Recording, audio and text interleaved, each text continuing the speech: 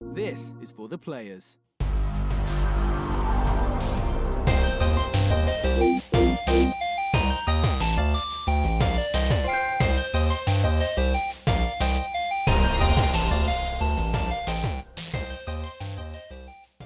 I'm Ryan Betson. I'm Josh Saunders. And this is For the Players, the pop culturist PlayStation podcast.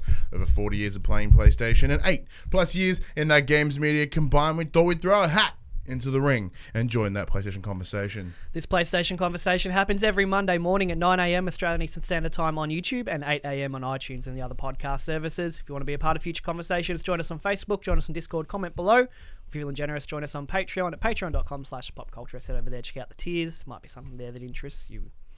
And if you are a Patreon supporter, you could be watching us record this right now. We do have a exclusive link for patrons to come and join us and watch this show live and a bit of banters and stuff. But if you want to show the love of the pop cultures on your body, head to popcultures.com/shop where you can buy shirts like this, jumpers like this. Side note, you know what I love about this jumper? As being a fat dude, it's never an issue about the shirts being wide. It's always about the shirts being long. Look how fucking long this jumper is. That's good. I have the opposite issue. It's beautiful. I'm not the opposite issue. I have the same thing. I'm no longer a small, I'm a medium. But the mediums are just as short as the smalls. They're wider, but like you can still see my belly crack. Yeah, the belly crack is like, I'm very conscious about the belly crack. Yeah. So it's very difficult. That's why I wear the same shit all the time. Because when I find something that fits, that's it. Until it's run ragged, that's it. That's what I'm wearing. And that's what I do, except it's with Pop Culturist merchandise. And we are on Twitch at twitch.tv/popculturist where you can like, subscribe, and comment and join us as we stream tons of games. Did a couple of streams this week, actually. A couple more than usual. Same game. Same game, but we did two. I was going to do a third, but then I got home last night and my eyes can't be dicked, so I didn't do it. How you been, man? Swell. Yeah. I'm on a quest. What's your quest? I'm not buying any more games until I finish my 2019 backlog. 2019? That's impressive. I got a fair few. 2018, you mean? Yeah, that one. Front log, 2019 front log. I'm sick of buying games and not finishing them. Yeah. It's a waste of money, waste of time. So I'm not buying anymore. Fair. Until I've ticked a few off. So what is on the backlog? What are the must finishes before we jump in? Well, it has to be the ones I've already started. So Doom. Yep. About halfway through. Metro. I'm right at the end. I want to finish that off today. Spider-Man. I still haven't passed Act 1, so I've got a while to go in that. Octopath, Hollow Knight, and SteamWorld Dig 2. That's not a too bad list though. No. But in terms the of only one I'm worried about is Hollow Knight. Yeah. Because I can't estimate how long that'll take me because it's fucking hard. Yeah. But yeah, I need to tick all them off. No, I get you. Granted, I've credited a lot more games than I have in probably a decade. I think I've credited 8 this year. I'm on 15 now. Got my list. Yeah, but a lot of yours are little indie shit. They don't count. It's still a game. They're like our experiences. Only 2. This year I've finished Monster Hunter World, God of War, Pyre, Matterfall, Oxenfree, and Human Fall Flat. Yeah. Alright, let me have it. And then you've got the ones that carried over from last year, which are a bit shit too. Yeah, well, the only questionable ones that I started last year and then I came back and finished was God of War 3 and South Park: The Fractured But Whole. Everything else I did from start to finish this year. So there was South Park, Firewatch, God of War 3 Remastered, The Impatient Moss, Bravo Team, Wolfenstein 2, God of War Ghost of Sparta, God of War Chains of Olympus, God of War 2018, Detroit Become Human, Guacamelee, Rise of the Tomb Raider, Donut County, and, as of last night, Marvel Spider-Man. I'm sucking that God of War dick. Well, I was hyped. So I'm like, well, I'm going to tear through the PSP ones I never actually finished. So what is your game of the year so far? It is God of War, unquestionably. Yeah? Oh, yeah. Oh, yeah. I feel like that's very cliche. What? It's God of War. Yeah, so is everybody fucking else. Well, that's only my problem as well. But like when it comes to the end of the year, like Game of the Year awards, God of War's going to be in, like Breath of the Wild was. Yeah. Like it's and everyone's like, yeah. Okay. Well, let's jump like, in. Here's all the YouTube videos. Top 5 games of the year. 20. Number one's going to be God of War. Yeah. Like unquestionably. Well, let's jump into this little bit of a rundown review of Marvel Spider-Man. Because now, obviously, no spoilers because you've not gone past Act 1. But I'm at the bank. the bank. Okay, cool. You've still got a very long way to go. I know. So this is what people have been calling the contender for Game of the Year. People are saying this is throwing God of War out of the way and it's going to be the front runner. It won't be. The game is great. Like, I really enjoyed myself with it. The story is strong. It has a lot of dip points, but when you come out of that dip and they do something awesome to get you out of that dip, you kind of feel like it's... But then you'd argue there shouldn't be any dips to start with. Yeah, but I think the dips are sort of self-inflicted in the terms of I'm going to go piss fart around. And then I get bored of piss farting around, and then because I'm not doing the story at the pace that it wants me to, it's then it's slowing down and it's trudging. But if I did the story as intended, like mission to mission to mission to mission, then the pacing probably would be better. However, they throw so much shit on that map, that you can't be. It's odd that they're not. The story isn't better for it. I wanted to initially get the platinum. Yeah, I'm not going to. The plat has nothing to do with collectible. Well, aside from the outposts and stuff. Get all the landmarks, and there's one for get all the landmarks. There's get all the backpacks. Yeah, I got them before I even finished Act 2. Yeah, I'm not going out of my way. I just don't have a draw to continue playing it at the moment. I don't know. It's fun. Like, swinging around New York is really, really cool. Really fluid. The combat's pretty good, even though I find a lot of the upgrades redundant because you don't need them. Yeah. Like, you could just get through the game with your square and triangle initial buttons. You don't, or you got all your gadgets and stuff. It's like, yeah, but I could just do this. Yeah. Without all that. But well, I don't know. In terms of the skill tree, I know there's a lot more to the story than what I've seen, but so far I'm like, in terms of the skill tree, like, you max out everything by the end. Like, there's not as if it's a tree. There's a trophy for it. Yeah, it's not as if there's an unexplored tree or anything. You know what I mean? Like, it's literally you did it all. It's the same as Horizons. Yeah. There's a trophy for getting all the skills, so you can get all the skills. Otherwise, there wouldn't be a trophy. Yeah, so I didn't look at the trophies until after. Oh, I've looked at all the trophies. Yeah, all the hidden ones and everything. No surprises. There's nothing in there there's nothing that will spoil you in there, I guess, which is really kind of cool. No, there was. There's trophies for the villains you have to fight throughout the game. Yeah. But other than that. But those villains are in the trailer from E3. Yeah. Which is no surprise. There's only one extra villain that's part of the game, and you know about that villain within 10 minutes. Is that the one where he goes, you, at the end of that E3 trailer? Yeah. Would that be... Yeah, the unrevealed villain. Yeah, exactly. Yeah, like the trailer implies that there's another villain, and you experience that other villain. Pretty sure I know who it is from the trophies. Yeah, it's from the trophies, and if you play the game for the better part of 20 minutes, you know instantly who it is. I in no way do I see it to be a game of year contender. It's perfectly fine. I loved it. I really enjoyed myself with it. Comparing it to, say, God of War, which had a literal emotional connection to me. Like, Spider-Man tries to bring that out of you a couple times, tries to get you a little bit emotionally invested.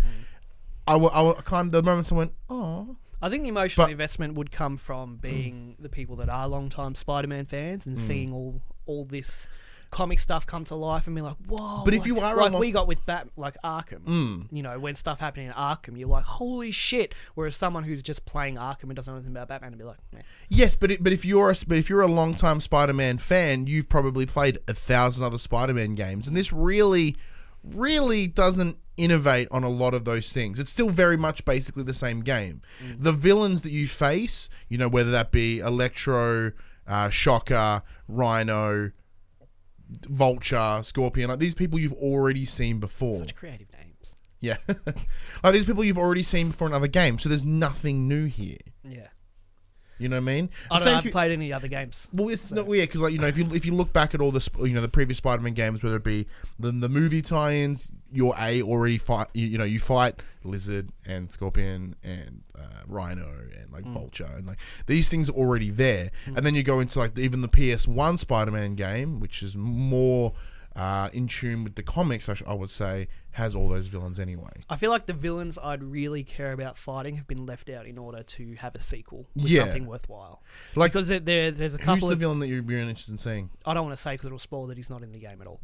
So I'm not going to say it.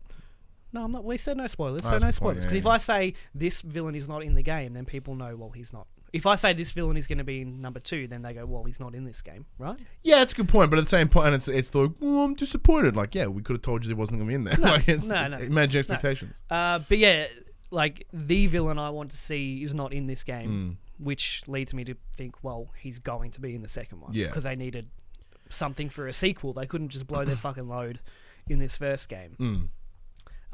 It's fun. Yeah. It's enjoyable to play. Yeah. But I mean, I can't say much else about it. Yeah, it's like I did fall into the hype before it dropped. You were going to buy that stupid collector's I thing. thought about it, and then I'm glad I didn't. All the pissing and moaning we talk about collectors, and it'll take something really special to make us buy another one. Oh, I want to get the Spider-Man one. Yeah.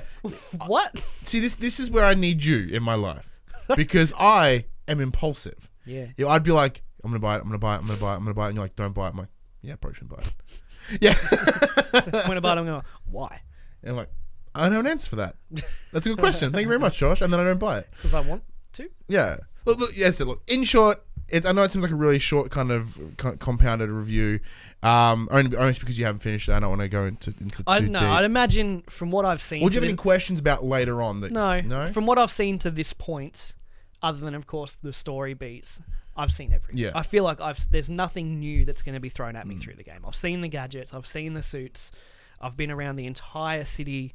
So I feel like there's not going to be something cool and new thrown in later to make me go, whoa. Yeah, you're pretty right. It's pretty spot on. It's there. just the story I haven't seen. Yeah. So. And the story is great. The way they bring in, this isn't spoilers because it was in the trailers. The way they bring in Mary Jane as a playable character, and the way they bring in Miles is really cool in terms of the story. For them, you just do sneak missions. That's all you're doing. Yeah, they suck. They suck. Yeah. Like they're There's nothing worse than forced stealth missions in an otherwise action game. However, like there is a scene later on where you play as Mary Jane, but Spider-Man is also in the room. So he's, you two are working together to get to an end goal. So rather than you just trying to avoid X-villain. Why doesn't he just pick her up with his web and just go, here you go? I don't know. Like, yeah. Wait.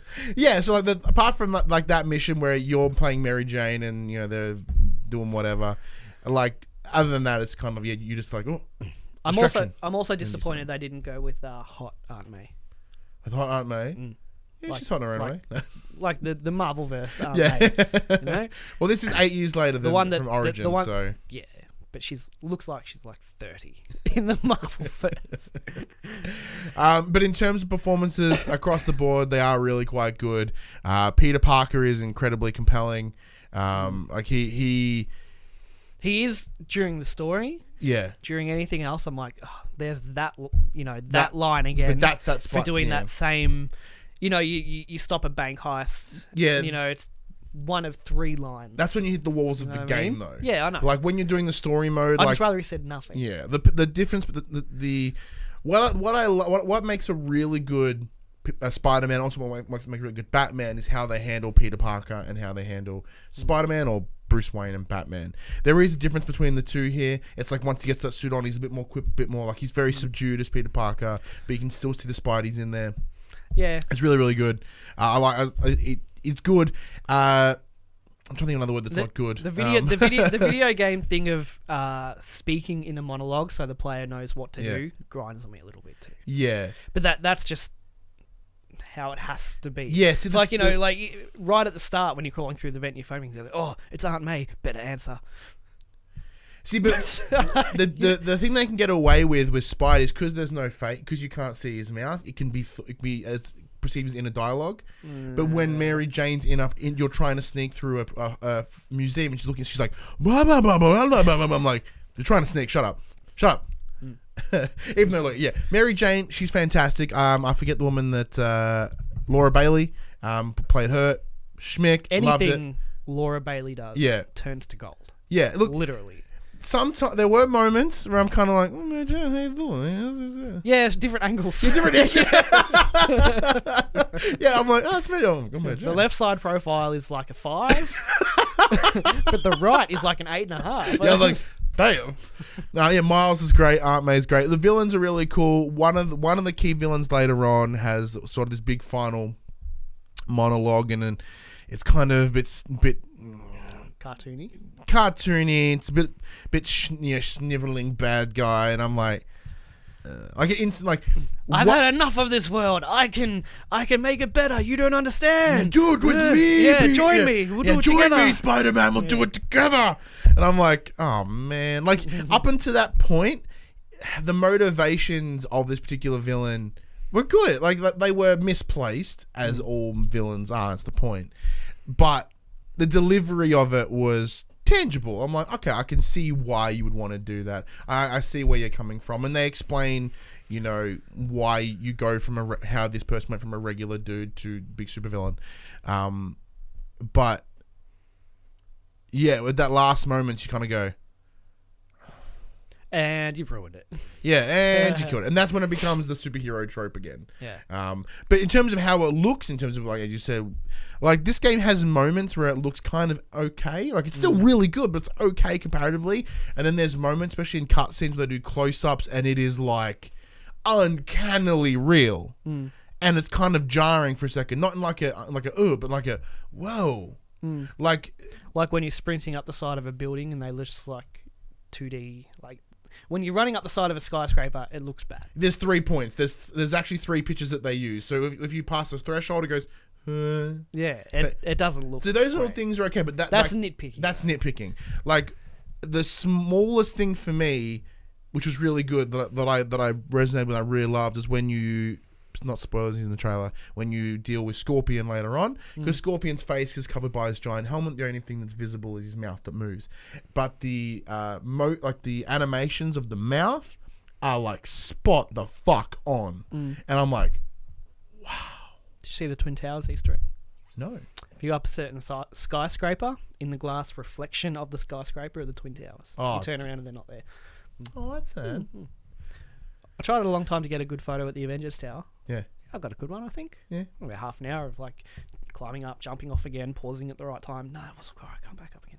Got, like, Central Park in the background and stuff. Looks good. Yeah, the photo mode is a lot of fun. I saw, how you can make a comic book photo? Yeah. It's just Mary Jane's ass. She's, like, bending over, and someone's just taking a photo. It's like, the Amazing Spider-Man. Wow! And it's just Mary Jane. What I love is with the photo mode, you can jump in at any point and do, like, even during cutscenes. So there's a really intense moment when you're playing with Mary Jane, and there's guards around, everyone's getting shot, and you're like, yeah. Love it. Love it. That's like in the new Tomb Raider where you can change her facial expression in photo mode. So she's like getting ravaged by like a saber-toothed tiger and she's like...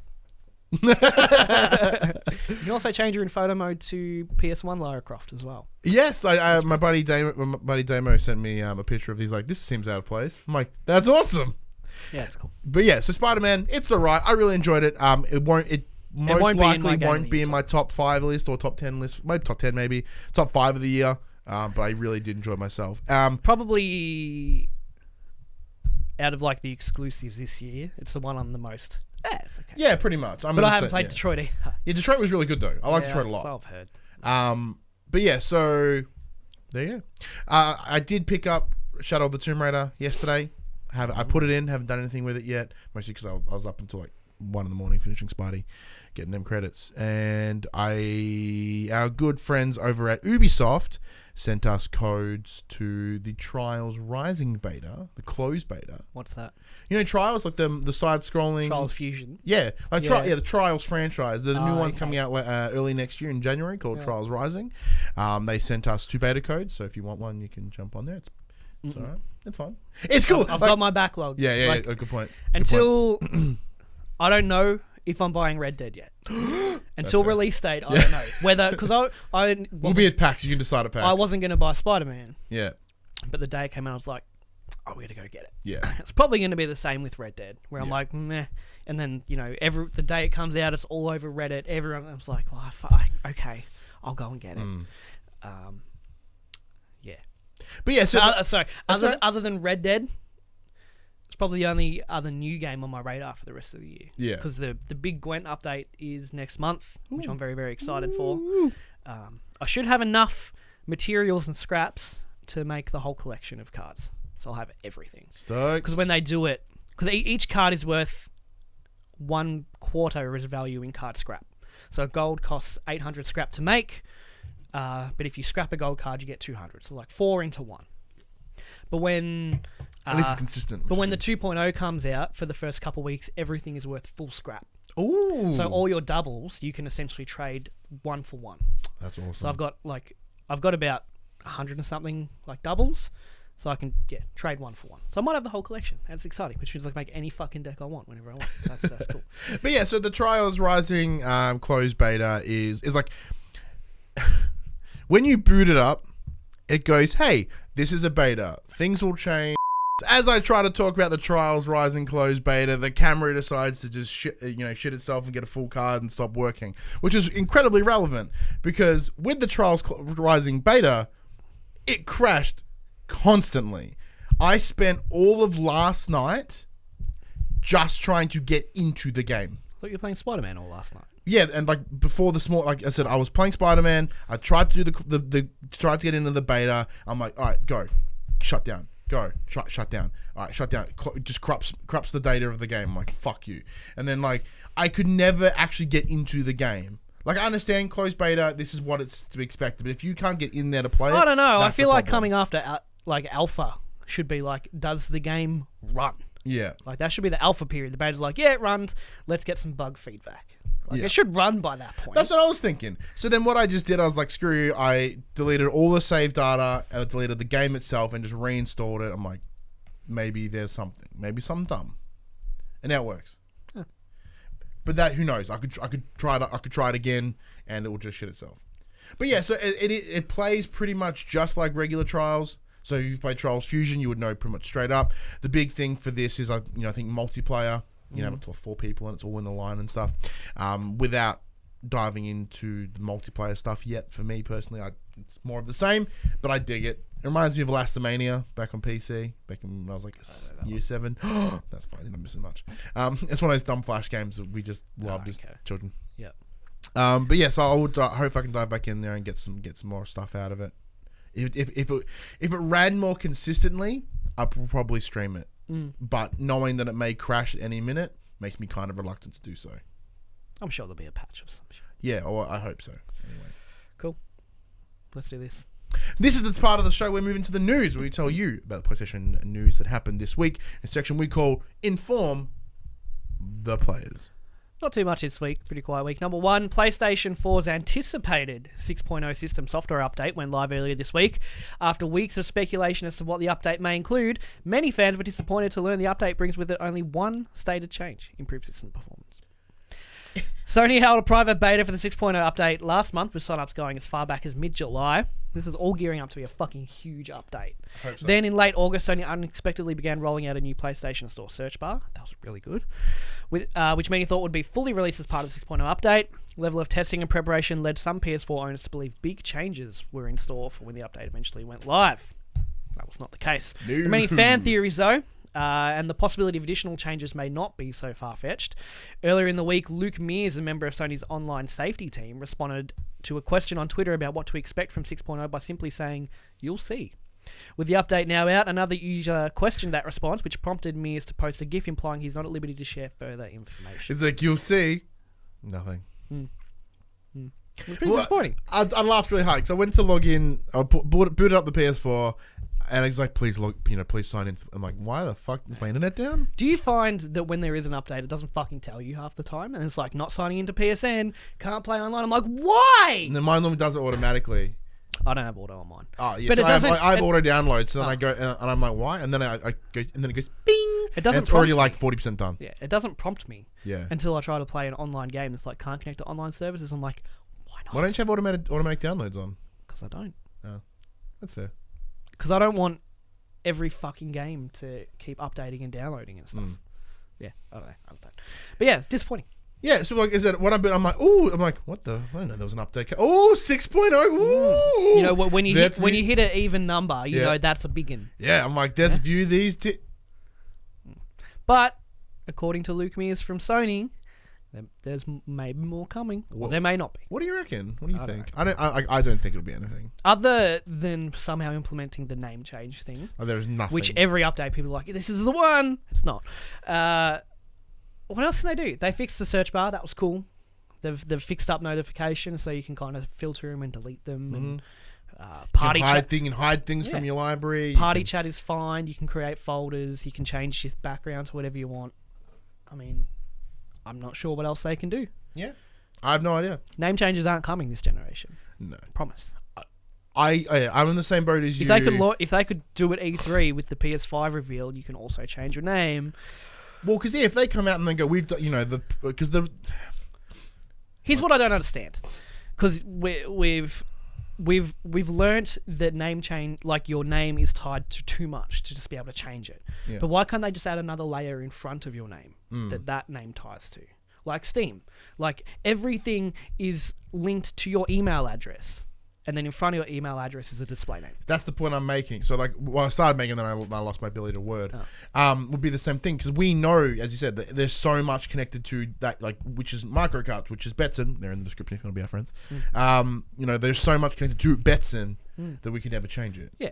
But why can't you add another layer? I think it's because that's archaic setup. Yeah, You know what I mean? for sure. Like I was listening to IGN's podcast, and they talked about how because the IGN website was originally built in like the late 90s, early 2000s, it's just trying to implement something so simple is ridiculously hard. I'm sure it is. And only because it was built on such old framework. And I truly think the PSN's in that same Yeah, but boat. obviously, back then you couldn't tell where things were going to go, So that's probably the best idea they had at the time. They're like, yeah. Well, yes, because they can't shut the website down, rebuild it from scratch and put it back up. They just have to keep building on that old system. But no, that's what I'm saying. So you've got your current PSN display name, and you've got all the branches of whatever the fuck else it connects to. All these shift that all way, these little put a thing there. all these little branches coming off, and then in front of it, just one line to a new display name, and that name just links to your original name, which then branches to everything else. Now, I'm not a software engineer or designer. I don't know fucking shit, but to me, that doesn't seem like you're just adding another layer on top of the name. It's not connected to anything fucking else. It's just in front of your display name. Yeah. And that's what shows to your friends. I don't know why that seems so difficult. See, For Sony. This Yeah. isn't some small indie company. This is Sony Online Entertainment. So I don't believe that they can't figure something out. But at the same point, I'm like, if it's that easy and they know there's the money there, they know there's demand there, why haven't they? Maybe they haven't thought of it, and that's why I just put it out there. There you go. So anyone from Sony PR watching this, maybe forward that on. If you're watching this, thank you, but why? Yeah, I don't know what else they can change with these system updates up Yeah. until the end of Gen. I mean, we've pretty much got everything we could want. Yeah, I'm expecting the PS5 go, hey, we've rebuilt PSN for PS5. That's the only thing they're going to have to come out and say. Only way they can do it. Yeah. But it'd be hard to keep up because, let's say they've got a new database and they're slowly porting everyone over to it. But at the rate PlayStations are selling, there's always more people coming. Yep. It seems like a thing you can't win. With 80 million plus people, you could never copy and paste everyone over to a new system. You couldn't do it. No. I don't know. Maybe it's one of those things. Maybe it's... Once again, we don't know how fucking things work. So maybe it's this weird thing. The database is blank on release, and when you put, when you buy your PS5 and you put it in and you install it, and then you sign in, then it triggers the database cross. Maybe, but then that still doesn't fix up having a name change. No, but I mean, so trying to transfer 80 million users of to a new information database. into a new database will take. But forever. what's the point of copying everyone to a new database if you're going to copy and paste the same issues over? Well, no. But I mean, in terms of, that would be a reasonable rollout. They're only going to sell probably a good couple million in the first 3 months, maybe. No, yeah, maybe. You know what I mean? Transferring a couple. So I guarantee you, there are a lot of people on PS4 right now. A lot of people on even accounts on PS3, and they didn't get a PS4, so these accounts just sitting there dormant over there. So why bring that over to the new database? You can just leave it there. They might buy a PS5. They might, and then that's how they do it. When they buy that PS5, it then goes, okay, cool, and then it brings it over. I have no idea how databases work. I don't think that's how it works. I guarantee that's not how it works. Number 2, Bethesda has confirmed Wolfenstein 3 is happening and Dishonored isn't finished. In an interview with Game Central, Pete Hines, Senior Vice President of Global Marketing and Communications at Bethesda, confirmed that the studio is absolutely making Wolfenstein 3. When asked about the future of the Wolfenstein franchise, Hines said, quote, "Absolutely, we're making Wolfenstein 3. He continued, Machine Games said on stage that they're taking a break from the larger story to do Wolfenstein Youngblood, but we all have to see how that ends. Are you happy? Hell yeah. I only Like, put that in for you. like, So I'm super happy. Like, I loved Wolfenstein 2. Wolfenstein 2 was so stupidly good. But Dishonored I don't care too much about. But it's one of those things, like, of course they're going to make another Wolfenstein. Of course. Like, there is nothing... At no point have I ever doubted that. yeah. I don't know how the second one ended, so I didn't know if it left it open for another It's one. open-ish. It's open-ish. But then, like, the openness of the Have ending you killed Hitler? Oh, I don't know. Do you kill Hitler? I don't remember. I think so. I know you see him and you kick him. You're next to him and you kick him and you get a trophy. Oh, But then you get shot in the face, so it's kind of like weird. Okay. Last I heard, but he's like super sick and dying, so I don't know how it's good. Maybe they're bringing it up to Mecha Hitler in the That'd next be in the cool. third one. That'd be dope. That'd get me in. Yeah, so good. Can But you do Mecha Hitler though? Because didn't Doom do Mecha Hitler? Or was that the original Wolfenstein that did Mecha There's Hitler? Wolf 3D that did Mecha Okay, Hitler. so they can. Yeah. So yeah, that would be a good trilogy. Like if do it as a 3, finish her up. Like his Machine Games do something astounding with this franchise. And one of the big things towards the end is like they're all happy and there's kind of then the twins and Yeah, we which of the did it. twins are now going to be in Young Blood. So it's this weird. Like, they're not done with it. And anyone thought they were going to be done with it, you're wrong. Dishonored 1 was a cult hit. Dishonored 2 came out, didn't really match the perceived demand of Dishonored 1. Then they made the Death of the Outsider, which is like a DLC, which didn't do that well either. Good. Dishonored is not a franchise that I care for. We don't have many stealth games though, so it does fit a niche. Yeah, but like it's a niche. Doesn't mean the game's good though. No, I mean, no. But I mean, if you like your stealth games and you don't have many other options, what else are you going to get? That is true. Tokyo Game Show happened the other day, and I've got this is a pre-show to Tokyo Game Show. the pre-show. Yeah. Here's a list of every game revealed so far. Kingdom Hearts VR experience, seemingly a collection of moments from the Kingdom Hearts series. Not much is known about the announced collection beyond the fact that you'll definitely get to swing a Keyblade around. You played Kingdom Hearts recently. Yeah, it was you fun. jumped into it. Yeah, not excited for that. Judge Eyes, the new game from the studio behind the Yakuza series. Another slightly hazy prospect, but appears to be a narrative action game about solving a series of murders and follows the lawyers surrounding the case. Final Fantasy Crystal Chronicles Remastered. The oddball local co-op GameCube Final Fantasy spin-off is coming to PS4 and Switch in 2019. Also coming to Switch is many other Final Fantasy games, except the only one I fucking want. So that sucks dick. Unnamed Studio Istolia game. Studio Istolia has been set up by longtime Tales of series producer Hideo Baba. Yeah. Yep. This Unreal Engine powered game looks to be cel-shaded medieval fantasy made in conjunction with Square Enix. That sounds cool. I like that. Samurai Spirits, a new entry in SNK Samurai Showdown series, is coming to PS4 in 2019. Set in 1787, the trailer shows a weapon-focused fighting game that draws heavily on Street Fighter V's look, but with an illustrative flair for special moves. Everybody's Golf VR. Yeah! The popular Sony Golf series is getting VR entry it deserves, coming in 2019. Hells to the yes. Gungrave Gore, a new game based on the anime, very good anime, is coming to Japan in winter 2019, but beyond that, we don't know much. And Dogfighter World War II coming next spring. This looks to be an extremely arcadey flight combat game using historically accurate 40s planes. Cool.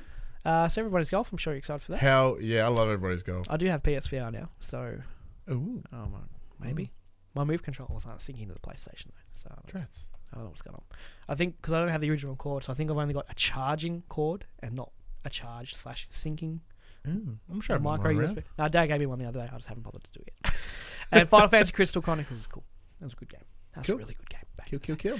And then 2 quick bits. Hollow Knight is finally getting the PS4 and Xbox One on September 25 in digital content-packed Void Heart edition. So that's pretty much it. Includes all. Yeah, all no, we have talked about this DLC. before, but I don't think we had a date, so. Yeah. That's got everything. And Insomniacs has delayed the release of its planned cross-platform friends and party system for Rocket League. But how's the Rocket Pass? It's all right. Mm. I'm like tier 18, I think. There's because you can unlock. You know how you can change your engine sound in Rocket League. There's one later on which is just a bloke going meh, meh, meh, meh, meh, meh. Yes, I That's need cool. it. That's not till like I think tier 50ish. Yeah, I'd work my way through that. That's easy. I'd imagine they've delayed it because with the update for Rocket Pass, there are so many fucking bugs. Yeah, understandable. Yeah. I had a game the other day because what it does, it puts you in a game with bots, and then when other people join, kick the bots out and they take the spot. Well, because my team was full, it just put the other people on the other team, so it's 5 versus 3. me and 2 bots versus the 5 people. So 2 people on that team were supposed to kick the bots out and be on my team. Instead, it was 5 versus 3. And I had it again last night where it was 4 versus 3. Same thing. I had 1 bot on my team. It puts another player in to kick that bot out. But it's like, oh no, that team's full. We'll put him on the other team. So it's 4 versus 3. Is it 3v3? It was meant to be 3v3. But I only play 3v3. Yeah. So, and it's not uncommon apparently either. So I'd imagine the Rocket Pass has brought in a whole kind of slew of new things to kind of look at and fix up. Psionics are good though. They are very good. The Rocket League big tournament is happening like now as of recording with like the $1 million or $2 million prize pool and stuff like that. But yeah, everyone was very, very excited for that cross-platform because I think you make like a Psionics account. Like Fortnite has like your PlayStation account and then your Epic Games account on top of it. Same kind of thing, I think. But yeah, they'll do that when they can. And top selling games for the week ending of whatever last week was. Starting number 10, Madden 19. Number 9, PlayStation hits Uncharted 4. Number 8, PlayStation hits The Last of Us. Number 7, F1 2018. Number 6, God of War. Number 5, GTA 5. Number 4, Destiny 2 Forsaken. Number 3, Dragon Quest 9. Number 2, NBA 2K19. And number 1, of course, is Spider-Man. A couple things. I don't know how I feel about DLC being in the top selling list. With Destiny 2 Forsaken. I don't know. It's just, it's not a game. It depends on how it's skewed, I guess. Well, I think when you buy Destiny now, it is Destiny Forsaken. Yeah. Like how they did with, I think they did with Taken King. Like when you don't buy Destiny and then get the expansions, you buy the Taken King. Yeah. Same with Diablo with Reaper of Souls. You don't buy Diablo 3 and then buy the Reaper of Souls expansion. You buy Reaper of Souls and get the whole. Yeah. I think it's same. I don't know. It's weird. It's a bit dirty. God of War dropped a lot. Yeah. Apparently, Spider-Man is outselling God of War 3-1 in the same time frame. Yes, that comes down to brand recognition. Yeah, simply. I know. Like it's Marvel, like Marvel. Yeah, It's more accessible. I'm not slagging it, like because that's still damn impressive. But like there are reasons behind that are explainable. Yeah, but Spider-Man also has a much wider possible audience. And kids, that's what I mean. God The of younger War. generation, you know, a lot of kids want to play it. My daughter's further than I am in it. She won't stop playing it when she's in my house, which is cool. It's nice to see her playing games. Yeah. Because the last game she played through was Until Dawn. She played through that twice, actually. It's because she loves Rami. Rami Malek. Yeah. No. Side note: the more times I see that trailer of Bohemian Rhapsody, I think I'm falling in love with Rami Malek. He's a cool guy. Yeah. I've watched a couple interviews. He's pretty cool. Yeah. But he's not actually singing in that. Oh, they've got there are some. But to hit a lot of the high notes, because my mum and dad went to see Queen show in Melbourne last weekend, and the guy who was doing the singing for that show is actually doing the singing for that movie as well. Or Adam Lambert. Is it Adam Lambert? Well, did they actually see Queen, like the actual Queen? No, it was one of those copy bands, but this is like the biggest one in the world. Oh, the Queen Experience or something. Yeah, that. Probably. Yeah, I saw that guy's YouTube. Like he is. Stupid good. Apparently, he's the one doing the singing. Oh yeah, because he's almost perfect. There's slight offs, but he's almost perfect. Yeah. But yeah, Adam Lambert is the current singer of the real band Queen. Oh, okay, right. Since PlayStation have come out, The Last of Us and Uncharted haven't left the top 10 either, so that's pretty cool. I hate seeing the 2K games up in there. Yeah, so you know because they're so fucking shit. Yeah. Not just because I don't like sports games. Yeah. I play car soccer every day. Yeah. I like sports games. But we know what's entailed in the NBA 2K series. And it disappoints me to see it up there. Yeah. But there's not really many other options, I guess, at the same time. So I did learn some information the other day about, you know, how we were always curious about how many copies of a game get sold. Now, I didn't hear total numbers, but I did get some sort of rough estimates from different people that work in games retail, and they only sell like in like the launch week, they only sell like a couple hundred at most at one store. And this is like the big store in the area. Yeah, but you got to think. Like, what area is that particular store in you're talking about? Vaughan Ponds? No, this is in Melbourne. Oh, okay. But you think, like, one EB Games, for example, might sell 100 copies of Spider-Man in a week. There are hundreds of EB Games across Australia.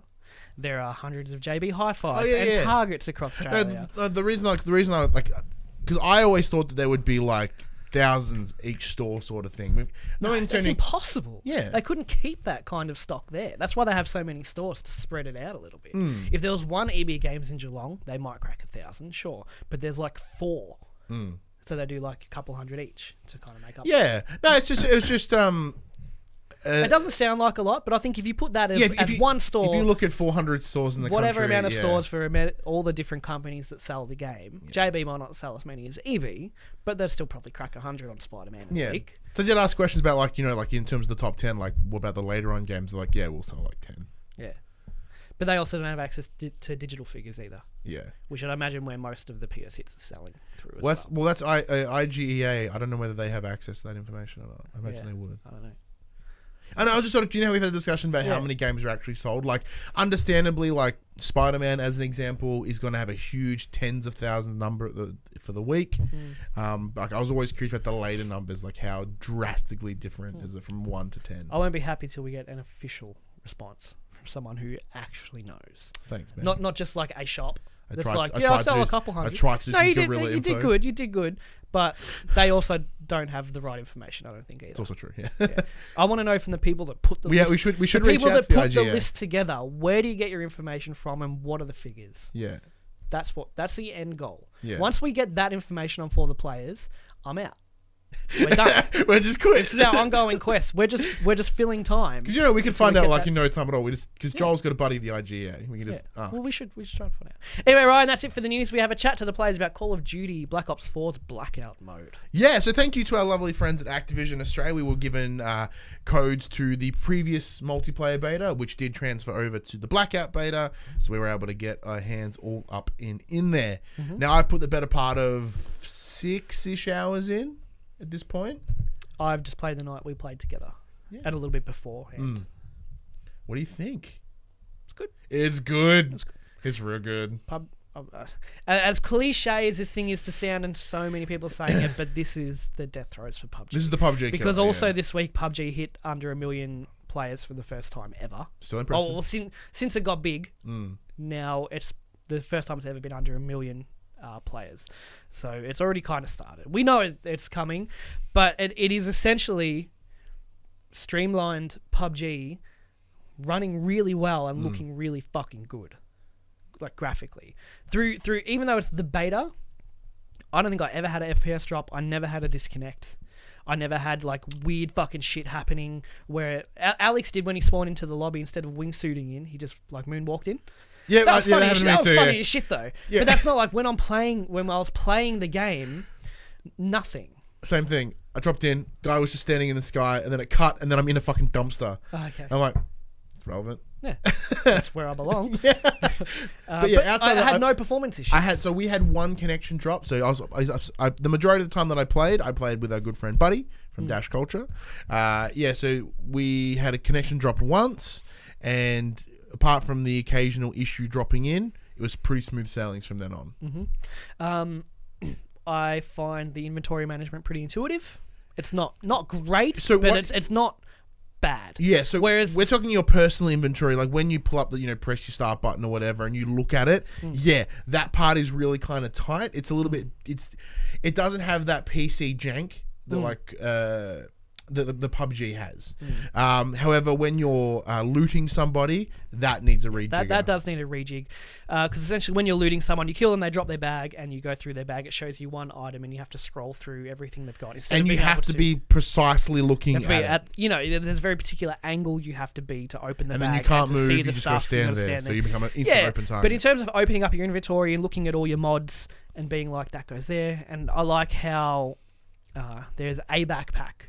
Not many backpacks. Whereas like I've only got a level 1 backpack, but I want more space. It's like, no, you have 6 slots or you have 12.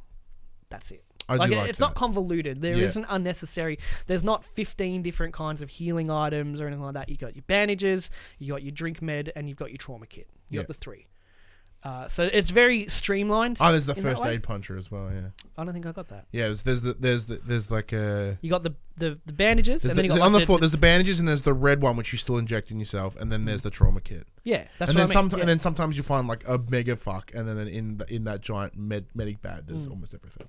Yeah, I feel like there's too many bandages actually. There's so many bandages everywhere. But Yeah, the inventory screen is very good. Like the gun's nice and big. When you highlight an attachment you've picked up, it shows where it will go, what it will swap, quick, good little descriptions on the right-hand side of like what it actually does. Because Alex got a laser sight. He's like, what does it do? I'm like, I don't fucking know. You read it. It's like increases like hip fire accuracy. I'm like, oh, cool. So it's good to know what it does. Like that. I don't remember how that works in PUBG. It's like no, you're just gonna wing it. Yeah, just think you know what it does.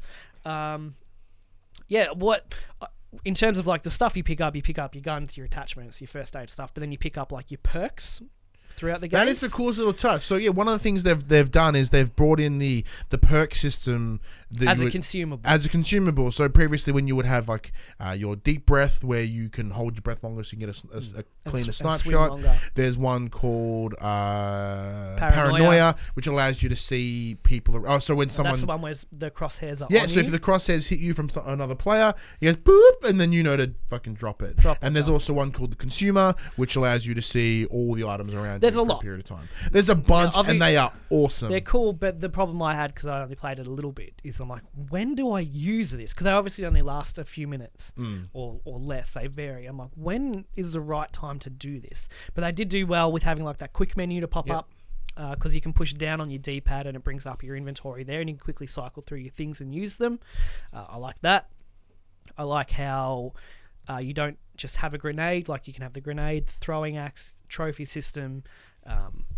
There's lots of different ways to play, and the gunplay feels fucking good. In terms of the perk consumables, though, and the same thing with the consumables, completely, including the guns or whatever, there is a large variety, but they're almost everywhere. So you can try one of the perks and be like, okay, that's what it does. Yeah. And then within 3 minutes, you found another one that you can try. Yeah. Like I don't know whether they've jacked up the item drops in the beta as more of a tester, but there is a lot around, and that's kind of fun. I like that they're literally giving you the keys to the kingdom. And of course there's vehicles. You can get quad bikes, cars, trucks if you got a full squad, and a helicopter, which was cool. Buddy and I had a game where we like shot it down and that kind of stuff. That was fun. There was one that Buddy and I got in the helicopter and we just did laps, and like no one would fuck with us. Yeah.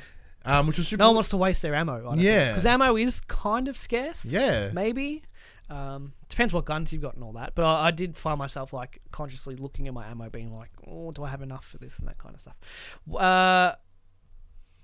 What they've called the circle is very unimaginative. It's called the circle. It's called the circle. The circle is shrinking.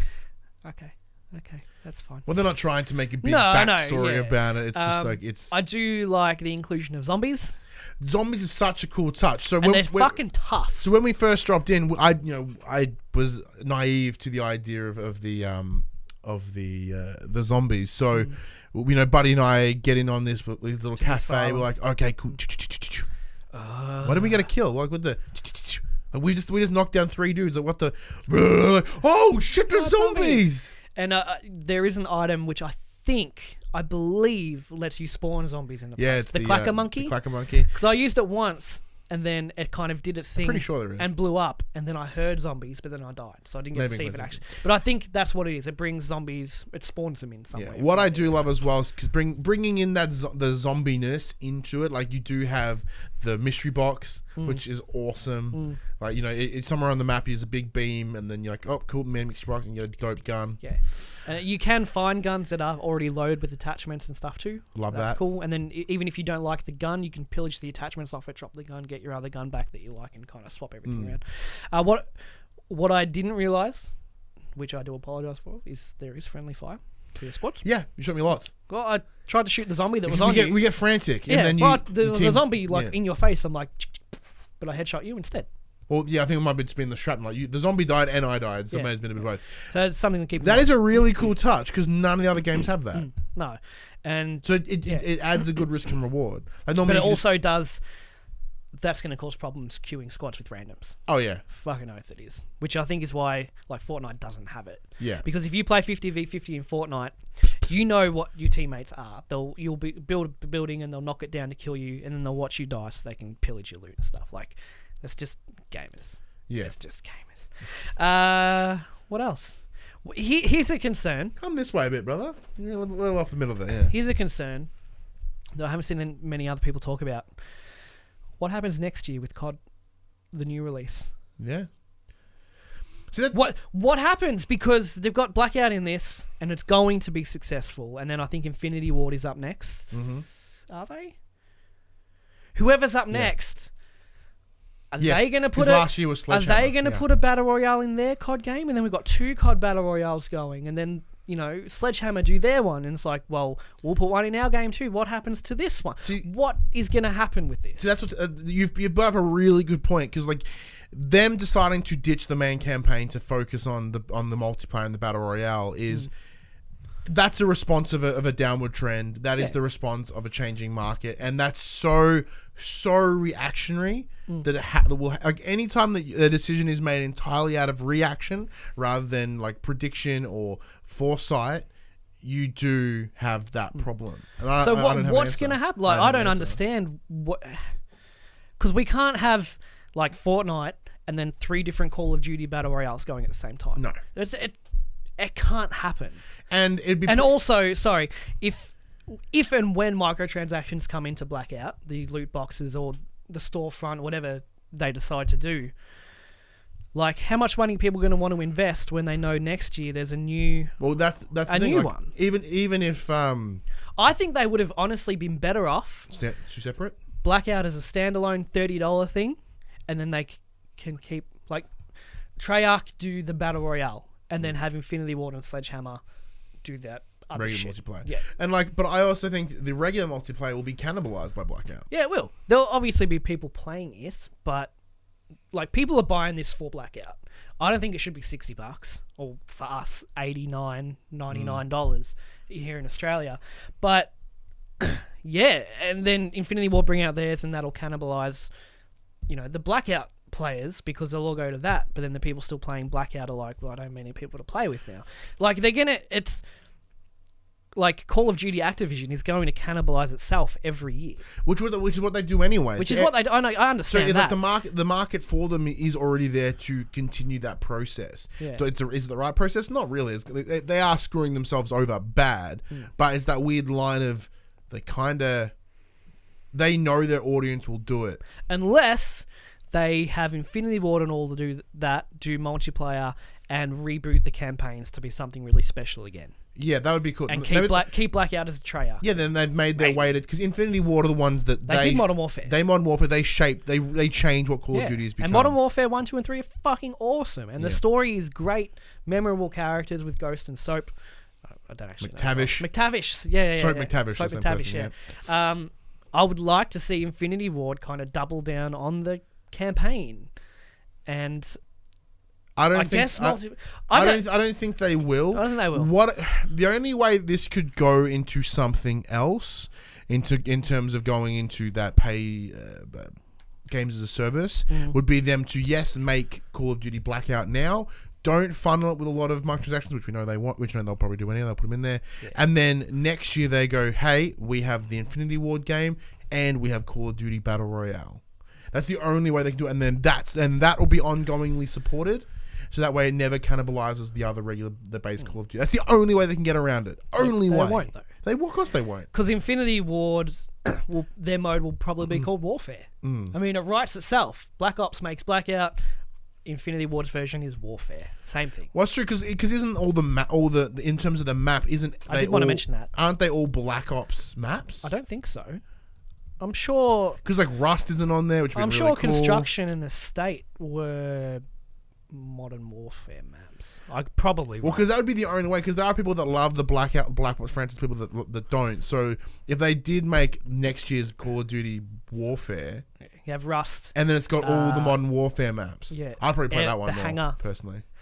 Yeah, but you shouldn't have to pick between the two. They're both Call of Duty Battle Royales. Yeah. You know what I'm getting at? I get you. Having said that, the map is fucking awesome. Map is dope. Good. So many times, I'll like go to a place, I recognize something, I'm like, I don't remember this map, and then I get there, I'm like, oh, I remember you can go up here, and then you can go around there, and then there's a hidden room under there. It's very cool, and the construction side I think is my favorite place because it's so big, and there's so many layers to it. The map is fantastic. They've done a really good job. Like, it's not as sprawling as PUBG. It's not. It's not a stupid size. It's a good. Only having 80. 80. Well, when you're playing duos, it's 88 for some reason. Is it? Yeah. That's strange. So yeah, so it's 88 in duos and 80 and whatever. So like it's not the full hundo, which is good because a lot of people just fucking die at the start anyway. So Which happens here anyway. Yeah, but yeah. Because the map is a little bit more, it's smaller than Fortnite's map. Yeah. Because the map is so confined, you always have to be wary. Like there's nowhere safe to land. There are downtimes. Yeah, but like in Fortnite, you can be like, I don't want to fight anyone for the first 3/4 of the game. I'm going to land all the way over there. No one else is going to fucking go over there. It's not the case in this, because the map is nice and tight. There's always people. Seems to be at the start of the game. There seems to always be people. And the way I play PUBG is I find the little shacks off to the side. Same. The way this map is set up, because it's tighter and there's more key locations, there are no little shacks off to the side. Oh, there's little areas. You know what I mean? Like in PUBG, there is a whole area of just little shacks. So I can go shack, main area. But it's always a better benefit in this to just land in a town. Yeah. Pick a named location. Like you're not going to win if you land in the middle of nowhere, which we come to learn. Did you go to Nuketown Island at all? I did. Is the Nuketown map there? Not Nuketown as we know it. Because I feel like that would have made a great lobby. Nuketown is. Well, we discussed this last week, yeah. Because the lobby in this, they just drop you on the map, and then when the game starts, you get in your helicopter and you jump out. I thought Nuketown itself would have made a great lobby. Nice and dense for 80 people. I don't know. I just thought that would have been cool. That's just. It would have been rad. Maybe they are. They could be doing that. Because it seems like Nuketown Island is there, but it's like where is your most iconic map in this? And it's not there, which is weird. It'd be cool if it was. Maybe it was more of a decision of that's directly. Well, that's copying. where they put Nuketown in, and that's where everyone fucking lands. Yeah, whenever the opening helicopter is the path's right over Nuketown, you watch that number go like 40 people drop. It's the same in Fortnite when you go over Tilted Towers. Yeah, everyone goes to Tilted Towers because that's where the most action is because there's such a big city and all that. But yeah, Blackout is cool. It's going to be good. I'm probably not going to buy it though. Because I feel like I will play it for like 2 weeks and be like, I've had enough. Yeah, I'm in the same boat as that. What I said at the start of the show, I'm sick of spending all this money on games and not getting my money's worth out of them. Yeah. And I don't feel like I'll be happy with spending $80 for this mode. $80 for Battle Royale is pretty fucked. PUBG's $30, H1Z1's free, Fortnite's free. There's so many others. Obviously, none have quite the pedigree that Blackouts has. I do like to think optimistically that you're paying for the polish. But $80. Yeah, it's a bit fucked. But having said that, the people that really want it are going to get their money's worth. They're getting hundreds of thousands of hours out of it. I think it'll be if I do pick it up, or if we're lucky enough to get a hands-on code with it. I think for me it'll come down to playing with people. Like every time I played it, I played it with Buddy or Max or and we just bullshit the whole time. And that was where the fun was. The game has the way the Battle Royale is structured. It has this is not fucking amazingly new opinion or anything. It has that churn. Like you can drop in, drop out, and there's no negative effects. Yep. And like if you die, oh cool, you just wait 3 minutes. Like there is like that lobby. There is getting into a match takes almost nothing. Like we're talking 15 seconds tops. Yeah, no, it's quick. So for that reason, you can be bullshit and just keep playing in and out. Like after I finished the stream, I was chatting with Dash and Buddy, and for the next hour and a half, and we just kept playing the game just while we're chatting. Just Yeah. No, it is very enjoyable, and it looks great. It's performance wise, it's doing really, really fucking good. Because, like I said, I had no issues with anything. Even spawning into the lobby, normally, even like in Fortnite, initially spawning, you're like, and there I go. Yeah. It's just smooth. Well, and then it's if you think smooth. about, PUBG on Xbox One, and then you land and nothing's popped in yet. Bluehole has to be packing their pants. Yeah, but this is that weird line. Bluehole had their chance. Yeah. They could have made a better game rather than trying to Shoot ban people. Boxes. 2, loot boxes. 3, put it on every platform. If they just stayed tight and made it better. PUBG will always have an audience for the little more hardcore. Because I feel like PUBG is a little more hardcore. Yeah.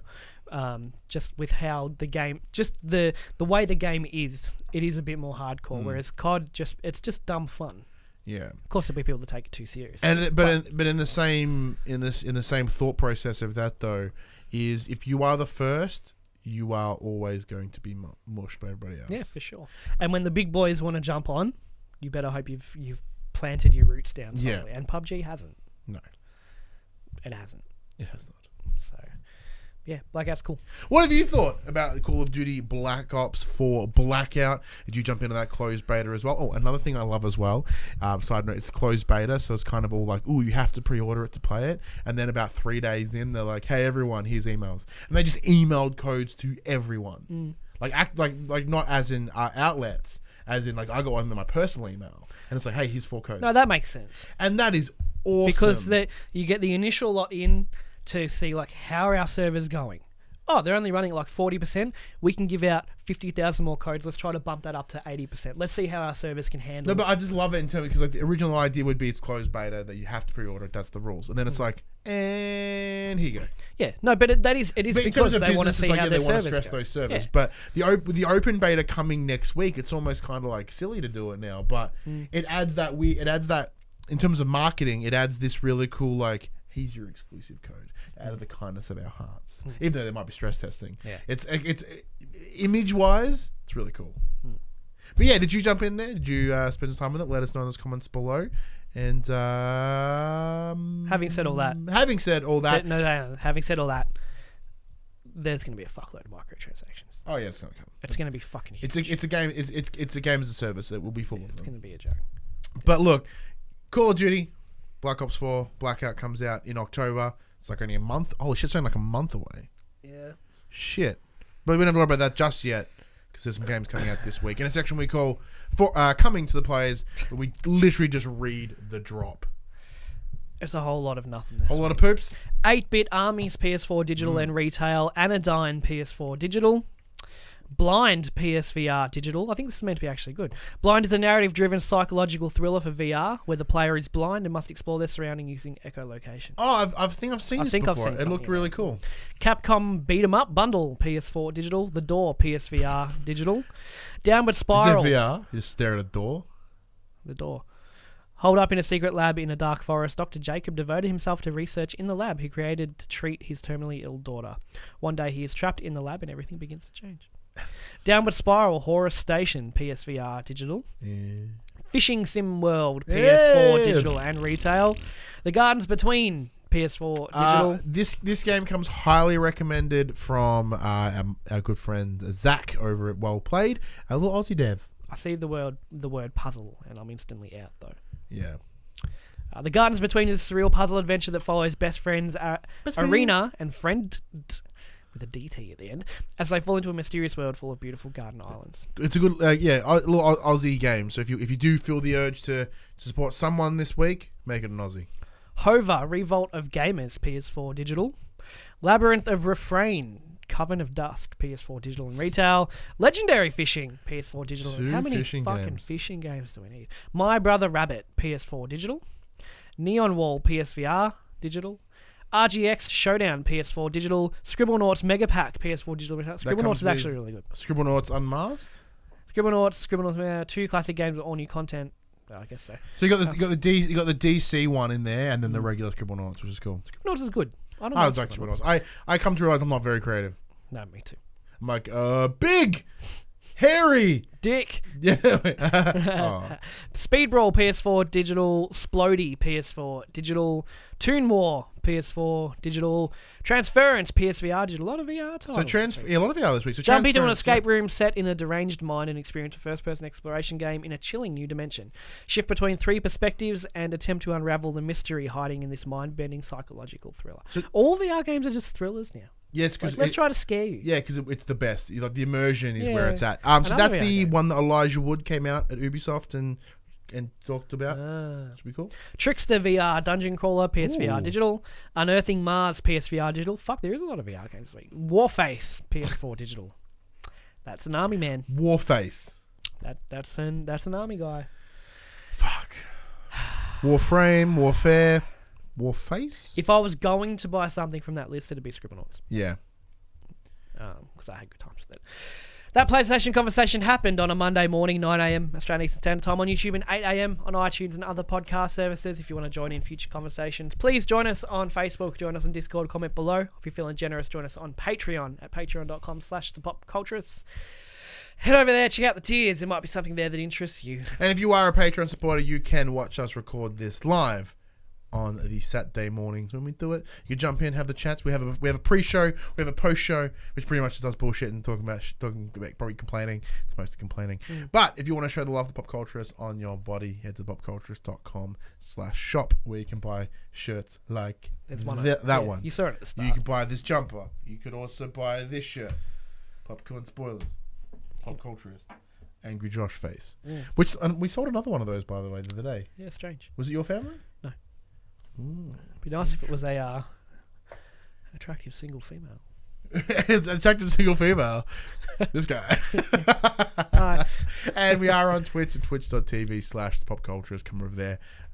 Give us a follow. Maybe subscribe. Maybe give us some of them sweet biddies. And watch us play games each Wednesday at 8 p.m. Was it a male shirt or a female shirt? There was a baseball tee. I didn't see which one. Hit me up anyway. Just doesn't matter. When the lion's hungry, he eats. Until next week, I'm Ryan Betson. It's funny because the lion is a cat, which is also pussy.